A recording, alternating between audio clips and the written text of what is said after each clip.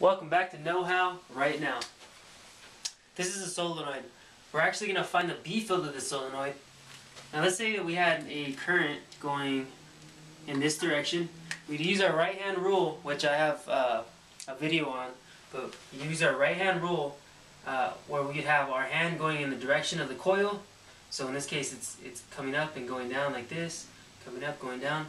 So the coil is going like this, and the current is going down here. So we have the current wrapping around, and then we have the B-field going out this way. So here's our B-field. Okay, so now let's find what the B-field is, or let's derive an equation for this B-field. Now let's just say that we cut this in half. We cut it right down the middle, and then we rotated it 90 degrees. We would have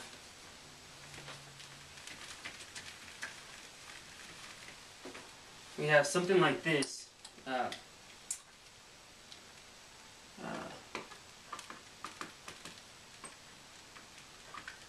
Here are the coils. So there's a number of coils here, and so it would look like the coil would be going into the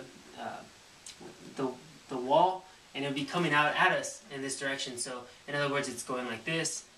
So we assume that there's a B-field here going in this direction, and outside of it there's no B-field. Okay, so now let's derive an equation. I'm going to use Ampere's law and set up an equation to find out what the B-field will be. So let's draw ourselves a little imaginary surface here. Let's just include this half of it. We don't want to include everything because then we would have no B-field because they would cancel out. But here's our imaginary surface, and let's set up. Well, first here's Ampere's law. The closed integral of the B-field dot dl is equal to the number of turns times the current times the permeability of free space, mu naught. Okay? Now, we have the closed integral. So here's our closed integral here, and let's set up an integration path. I'm going to say, let's start this one with A, this is B, C, and D. So now let's take the integral of this surface here, of this imaginary box that we drew, and we'll rewrite this as,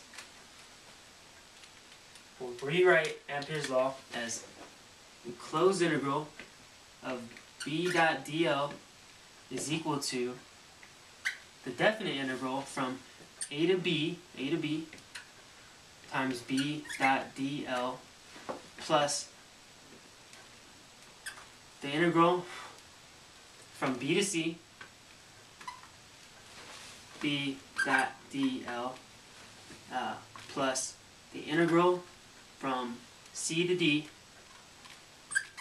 B dot dl plus the integral from D to A, D to A, B dot dl is equal to the number of turns, the number of these turns enclosed in that surface, times the current times the permeability of free space.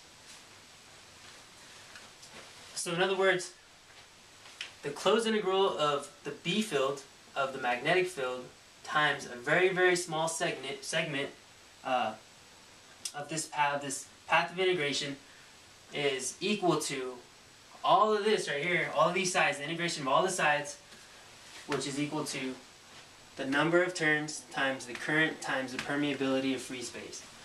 Okay, so this looks like a really, really tough one, but it's quite easy. And the reason why I say that is because we have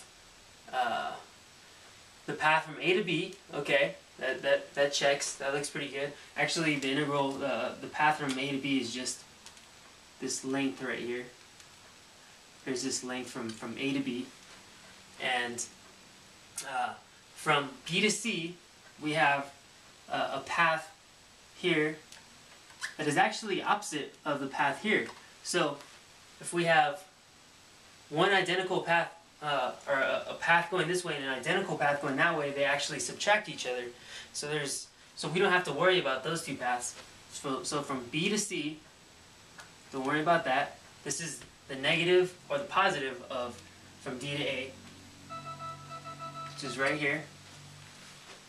And then C to D here, C to D,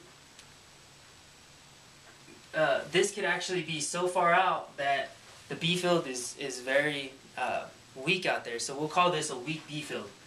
If it's a weak B-field, then it's negligible, so we can just write it off.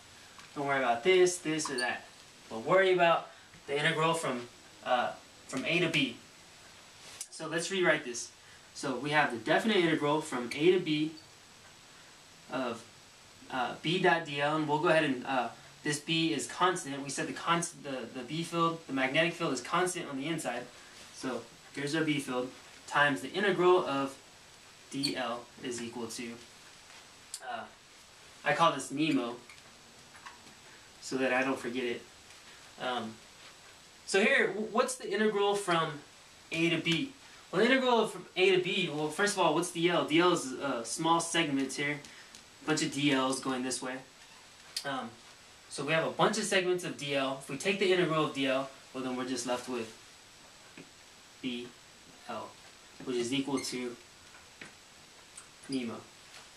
Okay, we're almost done. All we have to do now is a little algebraic manipulation, which is simple. We divide L from both sides. So B is equal to Nemo. Excuse me, Nemo over L. Which is still equal to Nemo, depending on how you look at it, because here, n, small n, is equal to big N over L. Small n is number of turns per unit length. So we can rewrite this as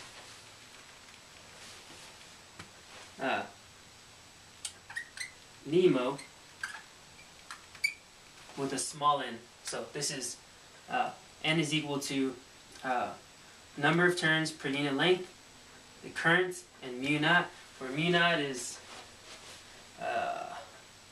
equal to 4 pi times 10 to the negative 7 Webers per Tesla amps, Tesla meters, Tesla. Let me check. Okay. Let's see. Permeability of free space. Webers per amp. Tesla amp meters. Okay, so now it's basically a plug-in. If we have the length, then and the number of turns, then we can just use this one right here. If we have the length per unit, or the number of turns per length, then we just plug in that right here. And same with our current, and mu naught is a given. So we just plug it in from there. You can pretty much handle any situation where you have to take the B field of a solenoid. You don't have to derive this completely, but it's pretty impressive if you show your professor that you know how to do that and you understand why it happens. If you have any questions, please let me know. Catch you later.